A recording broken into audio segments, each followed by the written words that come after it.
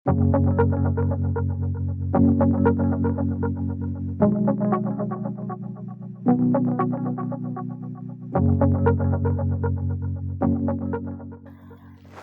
sekarang udah sore, saatnya istirahat, tapi mungkin aku mau sharing-sharing sedikit nih sama kalian tentang beberapa hal. Tapi sebelumnya jangan lupa like and subscribe dulu.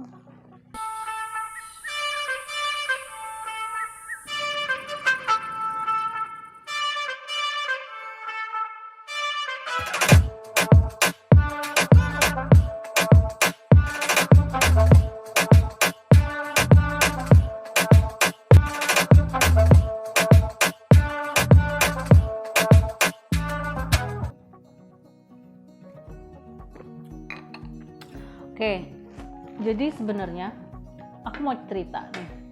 Beberapa hari ini nggak tahu kenapa ada beberapa orang teman yang tiba-tiba chat ke saya menanyakan tentang bisnis gitu.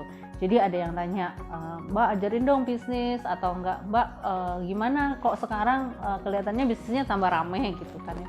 Terus ada juga yang nanya, bisnis apa nih yang kira-kira rame buat para karyawan gitu kan. Nah, di sini nih saya jadi tergelitik untuk men-share ke kalian mungkin yang juga mungkin butuh informasi atau mungkin butuh share-share sedikit apa sih sebenarnya yang perlu dipersiapkan oleh para kalian yang masih bekerja tentunya ya untuk menjadi entrepreneur. Jadi jawaban saya pada saat mereka menanyakan tentang bisnis apa yang cocok, kemudian apa sih apa sih resepnya mungkin untuk bisa menjadi entrepreneur yang mungkin kalian bisa lihat sekarang ini. Jadi gini, setiap ada pertanyaan seperti itu, saya otomatis mengatakan kepada mereka, apa sih passion kalian gitu loh.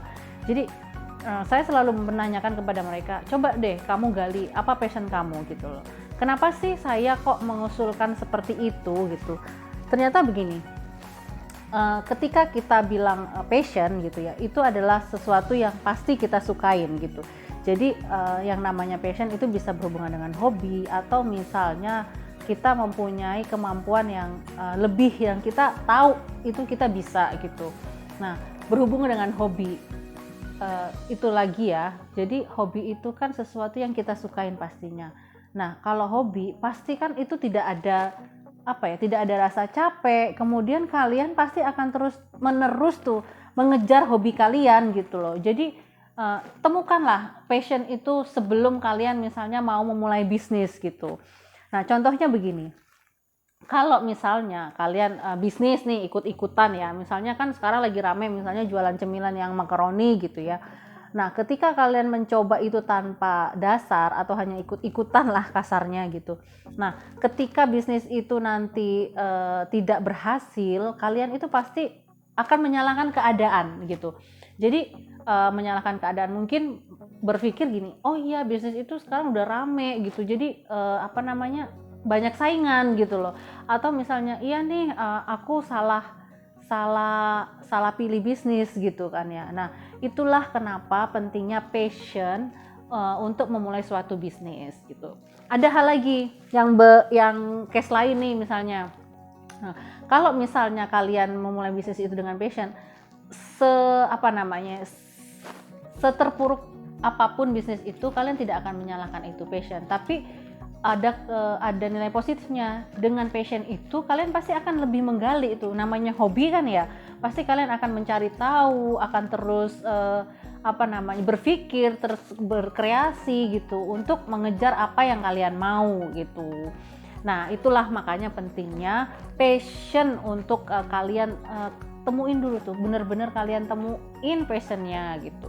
Yang kedua, nah kalau yang kedua itu menurut saya sih bukan mentor, tapi ini berdasarkan pengalaman saya. Jadi yang kedua itu adalah berani nggak keluar dari zona nyaman kalian. Nah, itu yang paling berat. Jadi gini, ketika kita di zona nyaman, kita tidak akan berpikir bagaimana bertahan jika nanti kita nggak nyaman gitu loh. Contohnya, saya ngambil contoh, ketika menjadi seorang karyawan, kita kan udah biasa tuh terima gaji setiap bulannya, kemudian kita mau kerja keras pun pasti ya akan segitu-segitu aja gitu.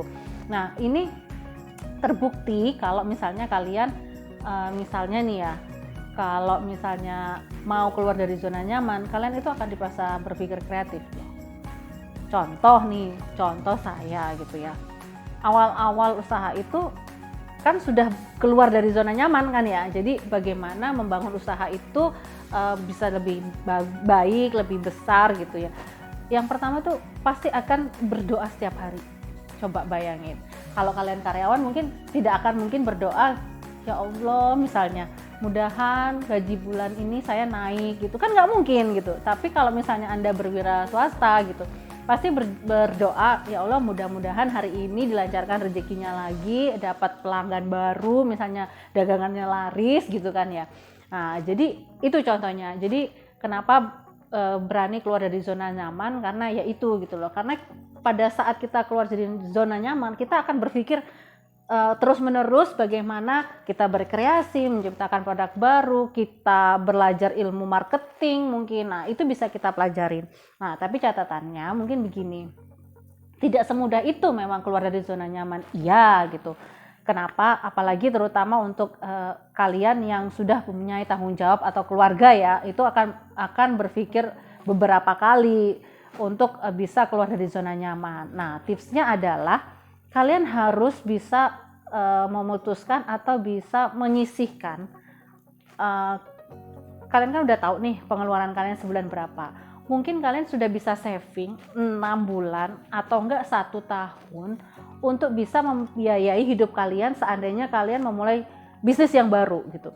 Jadi selama 6 bulan atau selama 1 tahun Anda sudah saving untuk kehidupan sehari-hari tanpa mikir gitu kan ya, mikir aduh ini misalnya aku nggak ada gaji nih misalnya gitu, tapi kalian udah saving. Jadi fokus kalian selama 6 bulan ke depan atau 1 tahun ke depan itu adalah benar-benar untuk membangun bisnis kalian gitu ya. Nah tips yang ketiga, yang ini adalah bagaimana kalian belajar dengan orang-orang yang mempunyai jiwa yang sama atau orang-orang yang memang terjun di bidang entrepreneur gitu. Jadi kalau misalnya kalian memang sudah bulat nih tekadnya untuk menjadi entrepreneur, kalian itu mencarilah komunitas atau teman-teman yang memang jiwanya di entrepreneur gitu. Jadi misalnya kalian tertarik untuk di bidang makanan gitu ya. Nah kamu bisa belajar di teman-teman yang memang sudah terjun lebih dulu di usaha makanan gitu. Jadi mereka kan pasti udah punya tips atau sudah punya pengalaman di bidang itu gitu. Jadi kalian tinggal belajar gitu loh, apa sih yang perlu saya siapkan atau apa sih kiat-kiatnya seperti itu. Jadi kalian bisa belajar dari situ. Dan itu adalah hal yang paling cepat untuk kita bisa pelajarin daripada kita mungkin harus terjun langsung, harus misalnya menerima kegagalan atau misalnya harus mencoba gitu. Tapi tirulah orang-orang yang sudah sukses terlebih dahulu supaya kita bisa segera action dan segera berlari untuk menjalankan bisnis kita. Nah teman-teman, mungkin itu aja dari saya. Kalian mungkin bisa nanti komen ya apabila mungkin ada pertanyaan atau mungkin misalnya pengen sesuatu hal yang apa sih di share dari saya gitu, kalian bisa langsung aja komen di bawah ini gitu. Nah bagaimana teman-teman, mudah-mudahan ilmu ini bisa bermanfaat buat kalian ya, karena sekali lagi saya ini sih bukan mentor, cuman ya sharing aja sih bagaimana sih perjalanan bisnis saya selama beberapa tahun ini gitu. Sebenarnya ini saya sih terinspirasi juga oleh seorang teman yang beberapa waktu lalu juga saya datang ke rumahnya untuk belajar hal-hal yang baru gitu. Ada tips atau quotes lah ya, ibaratnya quotes lah yang dia sampaikan kepada saya bahwasanya setiap kita mau belajar katanya. Jadi ibaratkanlah kita ini seperti sebuah gelas yang kosong gitu. Jadi benar-benar kita harus mengosongkan gelas untuk bisa menerima ilmu yang baru gitu. Nah, dari situ pun saya juga berpikir bahwasanya mungkin inilah saatnya saya menuangkan air yang ada di gelas ini untuk teman-teman yang butuh ilmu dari yang sudah saya punya gitu loh, untuk saya supaya bisa menerima ilmu yang baru seperti itu gitu. Jadi ya alhamdulillah ya, mudah-mudahan tips ini untuk berbagi kepada teman-teman itu sangat bermanfaat dan saya juga bisa lebih mempunyai motivasi untuk belajar lagi. Oke teman-teman, sampai di sini dulu video saya kali ini. Jangan lupa like and subscribe. Be unique with Tutul.